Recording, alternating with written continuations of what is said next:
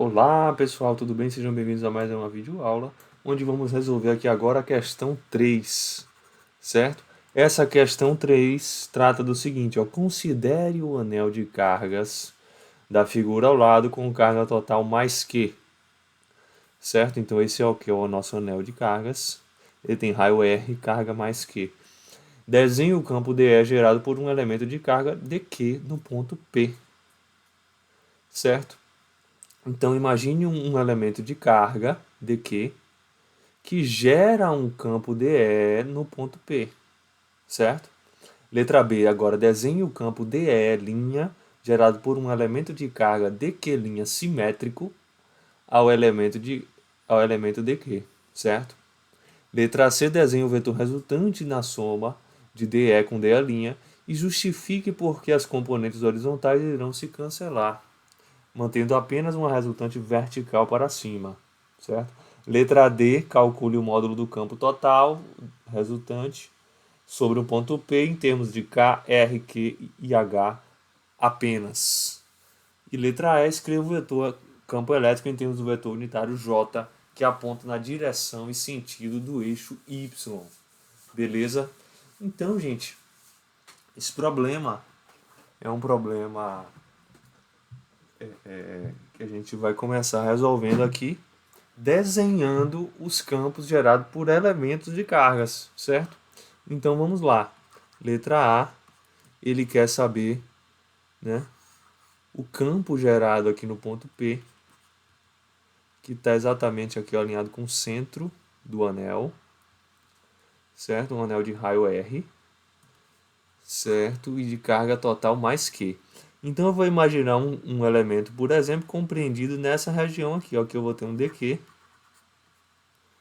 certo? E o dQ ele vai gerar um campo alinhado com a direção entre o elemento e é formada por uma reta que passa no elemento e no ponto P, certo? Assim como a gente viu que esses elementos corresponderiam, por exemplo, a algo similar a uma carga pontual, mas não é exatamente pontual, porque num anel, numa distribuição contínua de carga elétrica, essa carga ela se distribui com a densidade, certo? Então esse dQ aqui seria a densidade linear do meu anel vezes um dL, certo? Um dL que seria esse comprimento aqui. Mas o que mais importa aqui é o seguinte, esse dQ atua como uma carga pontual, certo? De maneira que o campo que ele gera aqui, o DE, vai estar alinhado com essa direção, certo? Ou seja, se eu tenho aqui um ângulo θ, como ele está alinhado, ó, esse θ vai ser esse ângulo também, um oposto pelo vértice, certo? Aqui seria a mesma reta, o desenho ficou um pouquinho curvado, mas se eu digo que os ângulos são os mesmos, naturalmente já estou dizendo que vai haver esse trecho de fato é uma reta, né? A letra B pede para a gente desenhar, né, um campo, um elemento simétrico, né? Então, se eu tenho aqui o D que é deste lado, um elemento simétrico seria aqui o oposto, ó. Como se essa reta por onde o nosso ponto P se encontra, né, fosse uma espécie de espelho. Então aqui eu vou ter o meu dq', certo? Gerando um campo também, ó, alinhado aqui com o meu ponto. Então aqui vai gerar um d'A', certo? E se ele é simétrico de fato, os ângulos vão ser iguais. O θ aqui, ó, vai ser igual ao θ daqui, que vai ser igual ao θ gerado aqui pelo meu dq, certo? Então já fizemos a letra A e a letra B. Agora, na letra C, ele quer saber o vetor resultante de DE com o DE' e justifique por que as componentes horizontais irão se cancelar, mantendo apenas uma componente vertical. Então vamos lá. Ó. A letra C ele quer saber apenas o campo resultante no ponto P. Então eu tive aqui ó, DE, eu tive aqui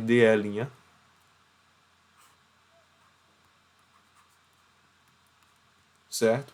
E eu verifiquei que devido à simetria, esses ângulos θ são iguais, certo?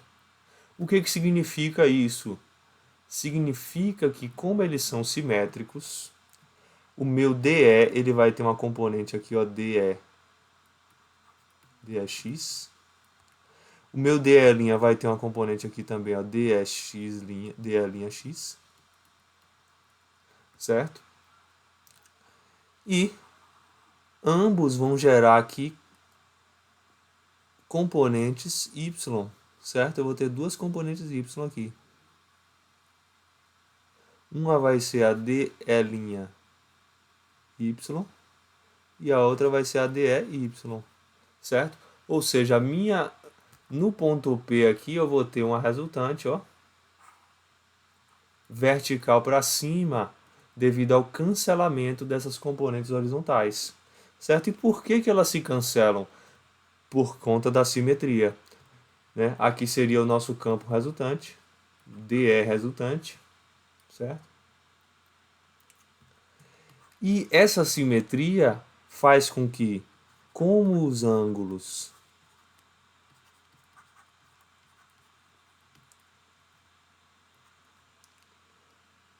θ são iguais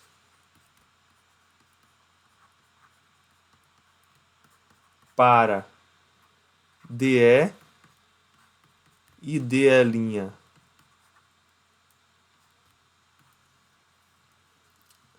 as componentes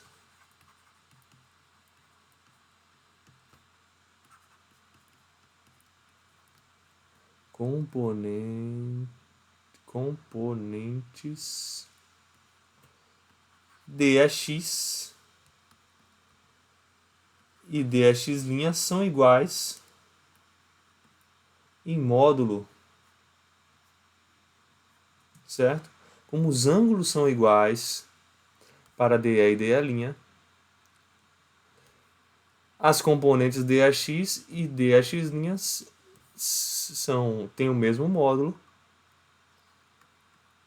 já que,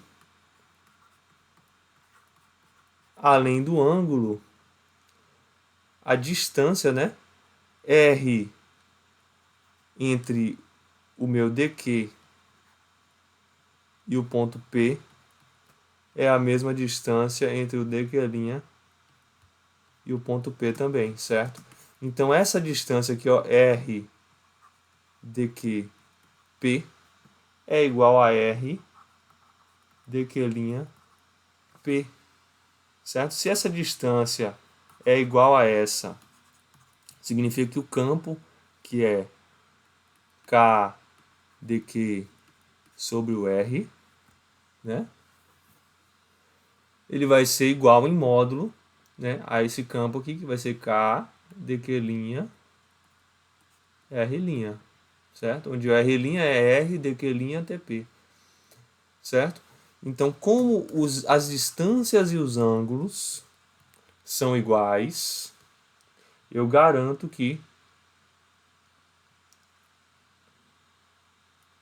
eu posso concluir, portanto, que o E resultante, o DE resultante, vai ser duas vezes o meu DEY, certo? Pronto. Aqui temos que, portanto, temos que o DE resultante vai ser 2AY. Então, quais são as duas coisas mais importantes nessa afirmação, nesse argumento de simetria? A distância é igual e o ângulo é igual. Se a distância e o ângulo são iguais, a distância garante a igualdade dos módulos. DE tem o mesmo módulo de DE'. O ângulo garante que a componente, ó, x de uma vai cancelar exatamente com a componente do outro, porque vai ser o mesmo ângulo, então a mesma decomposição eu vou fazer, certo? Que seria, no caso, DEx igual a DE seno de θ, certo? Já que o seno seria o cateto oposto, esse aqui seria o cateto oposto do θ, né? O cateto oposto aqui, certo?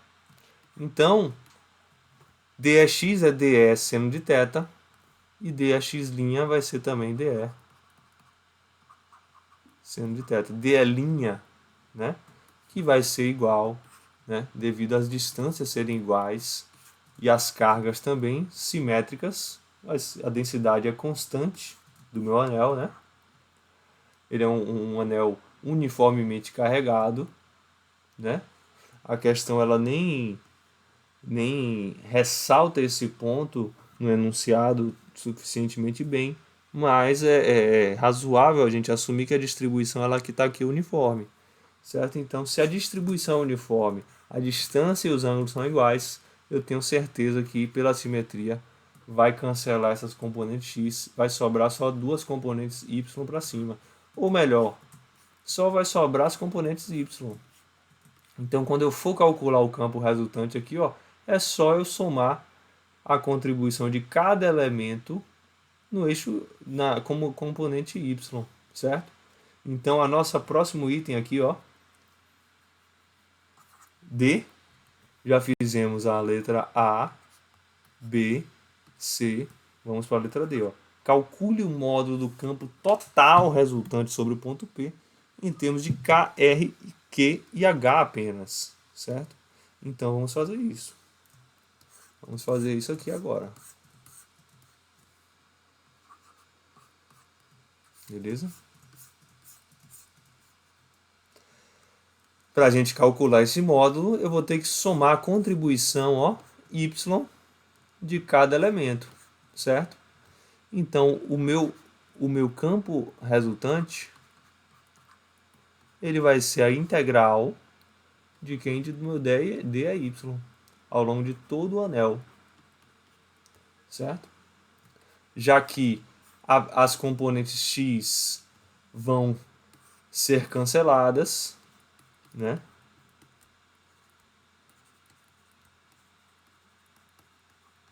Eu só preciso somar para achar o resultante, ó, as componentes y. Então, já que as componentes dx serão canceladas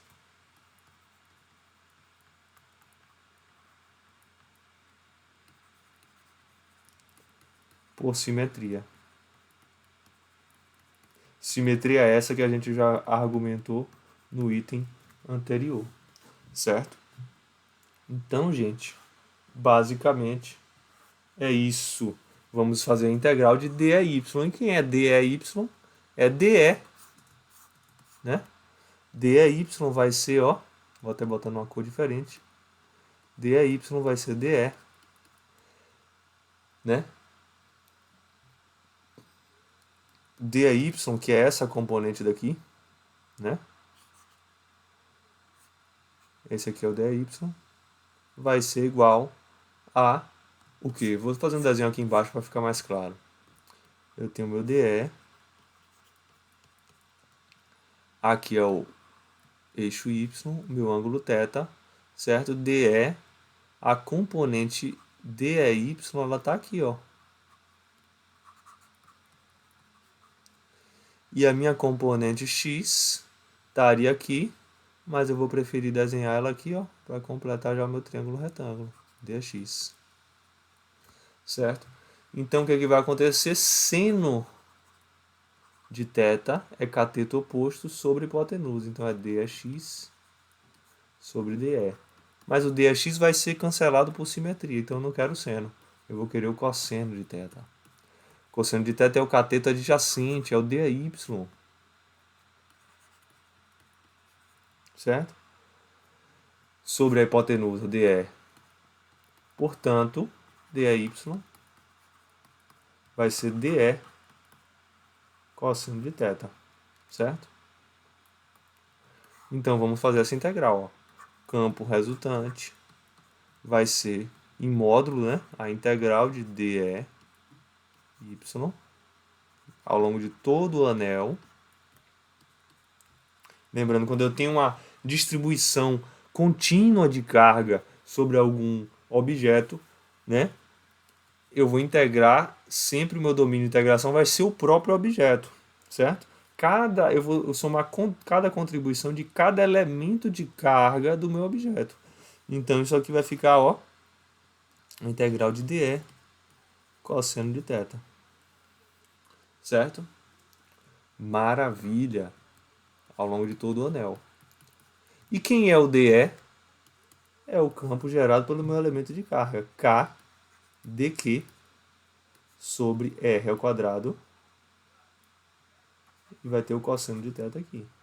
Certo? Maravilha! Quem é o meu R ao quadrado? Isso aqui vai ser ao longo de todo o anel. Vamos ver aqui, ó, na nossa figura. Quem é esse Rzinho? É a hipotenusa do triângulo formado por H e Rzão, né? Então, ó, como eu tenho esse triângulo aqui, ó, H, Rzão e Rzinho, então meu Rzinho ao quadrado vai ser H ao quadrado mais Rzão ao quadrado, certo? Ou seja, meu campo resultante, ele vai ser a integral ao longo de todo o anel de quê? De K dQ cosseno de θ sobre R ao quadrado, que é H ao quadrado mais R ao quadrado.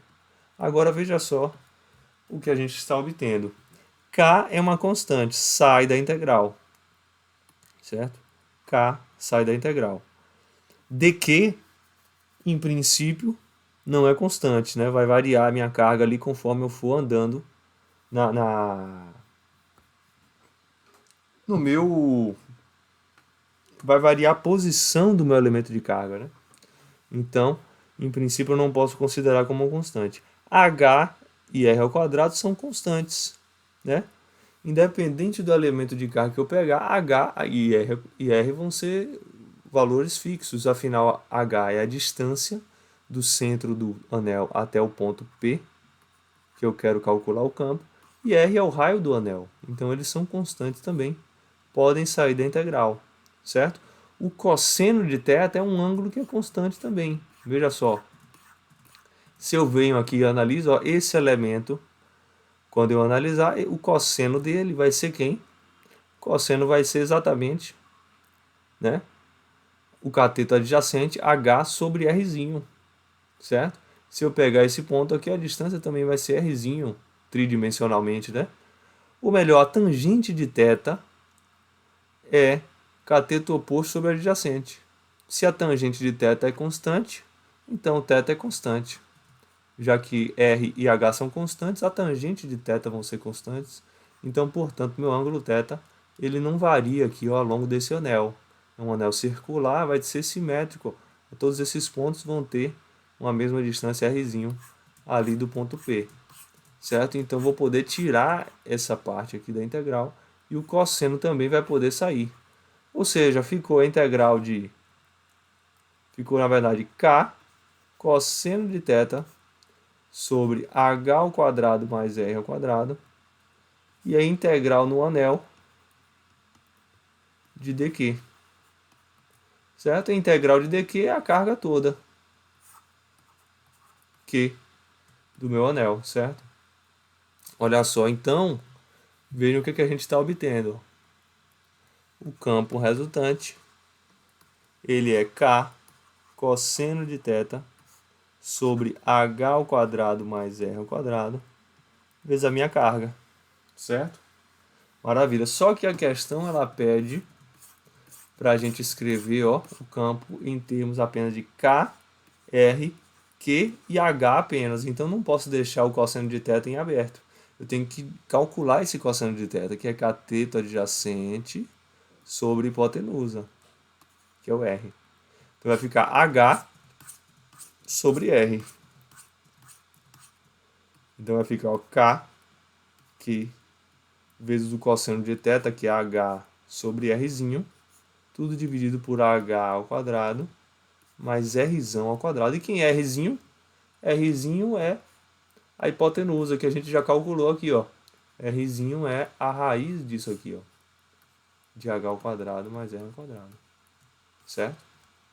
Então ficou K, Q, H sobre H ao quadrado mais R ao quadrado e tudo dividido pela raiz aqui, ó. Raiz de h ao quadrado mais r ao quadrado.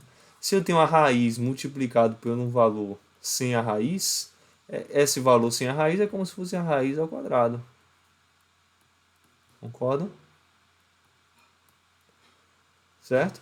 Então eu tenho a raiz ao quadrado vezes a raiz, vai ficar a raiz ao cubo. Então esse campo, ó, ele é kq h sobre a raiz de h ao quadrado mais r ao quadrado, tudo ao cubo. Ou melhor, raiz numa potência é como se é sobre 2, né? Então vai ficar kq h sobre h ao quadrado mais r ao quadrado elevado a 3 meios. Certo? Esse é o nosso resultado para o módulo do campo resultante. kq h sobre h ao quadrado mais r ao quadrado elevado a 3 meios. Certo? Esse aqui é o módulo do campo resultante. E para fechar, a letra E, escreva o vetor campo elétrico em termos do vetor unitário J que aponta na direção e sentido do eixo Y. Certo? Como a gente viu, as componentes X vão se cancelar. Então esse campo aqui calculado, ele só tem componente Y, certo? Se ele só tem componente Y, né? Então, como as componentes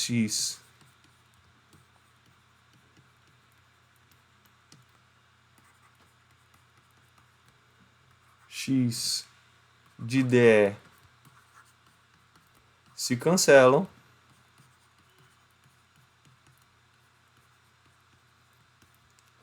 o E resultante, vetor, é o módulo dele vezes o vetor unitário da direção Y, certo?